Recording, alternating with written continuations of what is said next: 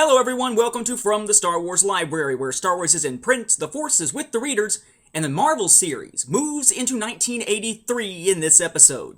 I'm your host, Nathan P. Butler. What we're looking at this time is a trio of Marvel issues that all make up one sort of continuous story here. The first issue is issue number 70 from December of 1982, entitled The Stenax Shuffle. It just says they're featuring Han Solo in the Stenax Shuffle. Now, bear in mind, again, April date up here in the corner because that is when you take it off the shelves. But it's December of 1982 for this one.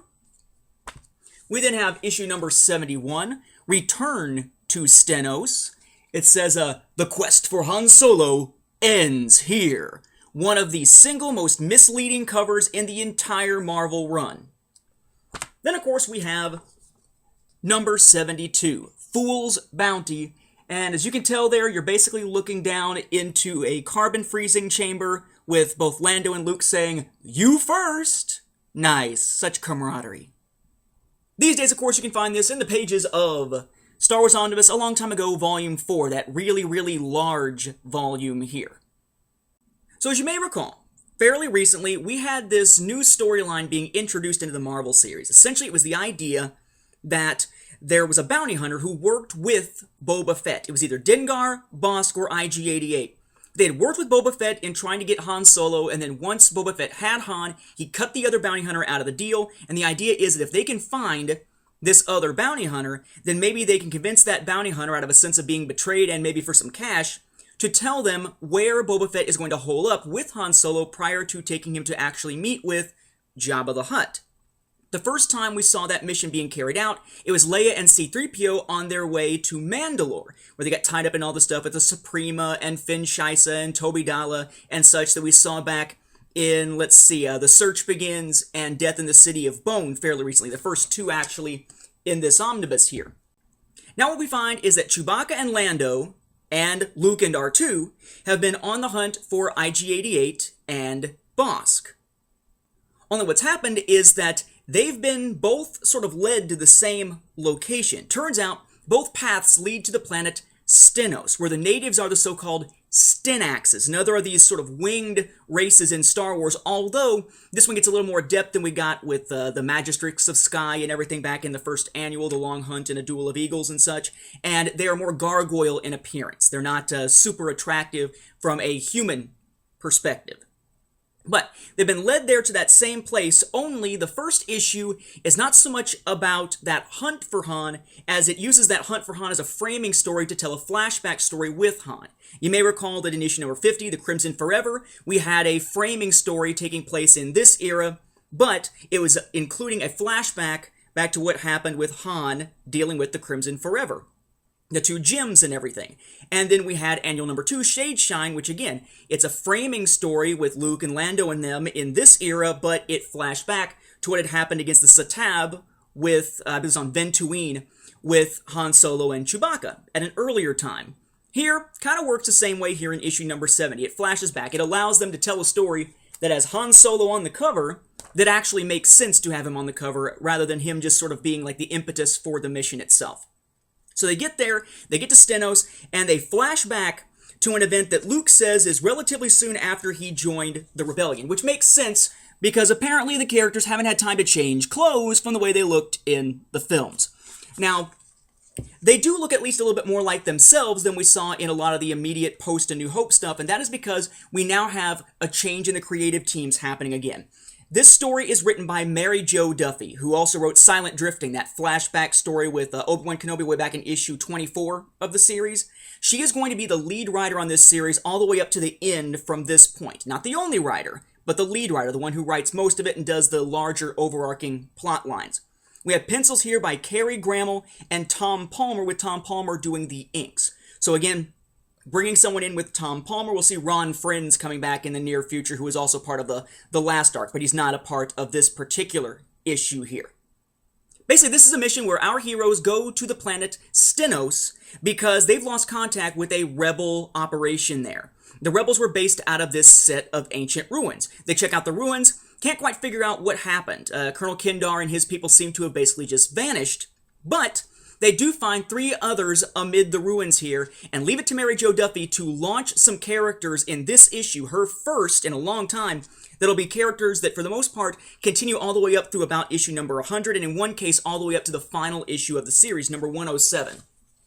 It's this trio here. Very well known to those who are fans of the later Marvel issues. We have the Rhodian Cheeto, Chihdo. I used to say Chihito, but I guess it's just Cheeto.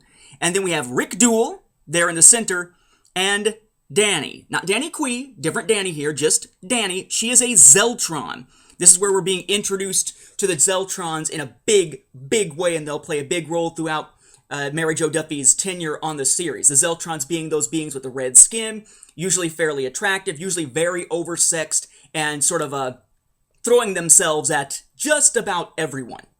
Now, Rick Duel is someone who is known to Han Solo. Han Solo knows him as sort of a double-crossing lowlife, and yet he claims to have been working with the rebels on the planet, which, kind of goes with Han working with the other rebels, so maybe it's possible. Turns out, they say that the rebels were looking for this statue of one of the gods of Stenax, or the Stenaxes. Stenax is the race, Stenos is the planet. One of these Stenax's gods. The idea is that this winged god statue is actually an avatar of that god on the planet, not just a statue, so it's sort of the god in physical form. And until that god statue is found, there's this curse. And none of the Stenaxes who can fly are allowed to. They used to live in these giant towers and such, but they don't do it anymore because this curse has essentially grounded them until they can find this object of their worship. And it happens to be in the ruins. They work their way through, they wind up finding it, and of course, rather than this being something to get the rebels the support of the Stenaxes, turns out Rick Duel was playing them all along, and swipes it. He and his 2 partners swipe it. They run off to Imperial Governor Matrin to give it to him, so that, in theory, they can get paid a pretty large sum of money. Only, as soon as word gets out that they found the statue, the Stenaxes take flight again and pretty much go through and whoop butt on the stormtroopers that are going after them and anybody who has ties to having taken this statue.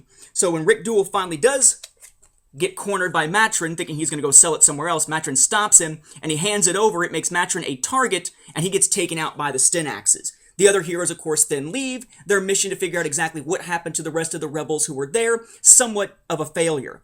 But it gives us a little bit of background on the planet, and a chance to have an adventure with Han Solo set in this era, while also introducing those characters, Rick Duel, Cheeto, and Danny, as if they had been there since right after A New Hope, though of course it is Mary Jo Duffy introducing them here in the era shortly before Return of the Jedi. We then move into issues 2 and 3 of this, 71 and 72, in which Ron Frenz is now doing the breakdowns and Tom Palmer is doing the finished art. Mary Jo Duffy is still writing, and this is them landing onto Stenos, and Luke and Lando with the droids and Chewbacca for help, though for the most part they're back aboard the Millennium Falcon, trying to get information from the 2 bounty hunters, IG-88 and Bosk, about what happened with Han. And I'll tell you, Bosk does not look like himself in this particular story. He really, really doesn't. I mean, this is supposed to be Bosk. He looks nothing like his Trandoshan self, the way that Frenz draws him in here. I mean, if they didn't call him Bosk, I would have no idea that that's who that character was supposed to be.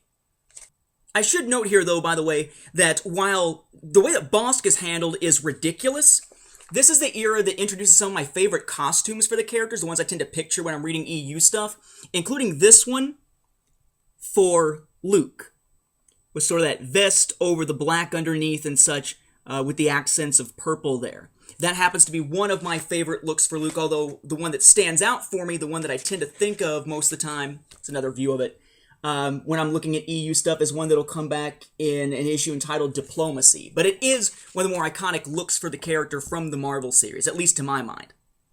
They wind up running into Rick Duel and Danny, who's very happy to see Luke, because they managed to survive. Remember, the Imperial was the one who got attacked for holding on to the idol. Basically, Rick Duel, when that happened, said, they're desecrating the idol!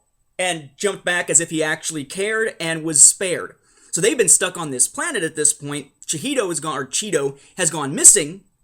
So they wind up getting involved in the plot, and now you've got basically mostly Lando, Luke, Rick Duel, and Danny trying to figure out what's going on here. They wind up spotting a carbonite slab being pushed around and think, holy crap, this actually is Han Solo. They even tell Chewbacca that, only to wind up having to tell him the truth later on that, oh, we were wrong. And they make their way into the warehouse where it is and find that, oh, unlike what the cover shows, which certainly looks like Han Solo here, it's not. Bait and switch not only on the readers, but on the characters themselves. It's Cheeto who's been captured and put into carbonite because the bounty hunters know that Luke and Lando are looking for a block of carbonite with Han Solo, and it makes for a perfect ruse.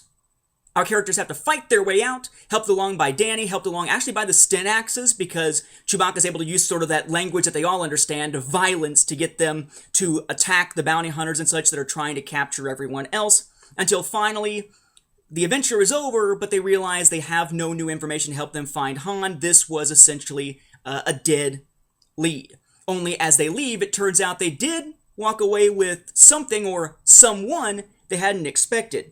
Danny has stowed away aboard the Millennium Falcon and will become one of the members of the Rebels in the next storyline that we see, Last Bane. So, it's an interesting tale. I would say that in and of itself, it is not an essential read if we're talking about the broader plot lines of things like finding Han Solo and such. Yes, they're searching, but it doesn't really go anywhere. On the other hand, I would say that it is somewhat of an essential read because it does introduce Rick Duel, Danny, and Cheeto into the mix. So I would sort of have to split this down the middle. Is this an essential read in the broader Star Wars continuity? No, it's not. It's not that impactful. On the other hand, for the Marvel series, especially of this era of it, is it an essential read? Yes. For Marvel readers, we need to know who Rick Duel and Danny and Cheeto are to see how this all fits in, and we need to see this next step in the search for Han Solo, even though it doesn't really go anywhere. It's an interesting mixture of approaches for this tale, and a nice beginning to Mary Jo Duffy's run on the series. With that, we'll wrap up this episode. Thank you for watching, and may the Force be with the readers.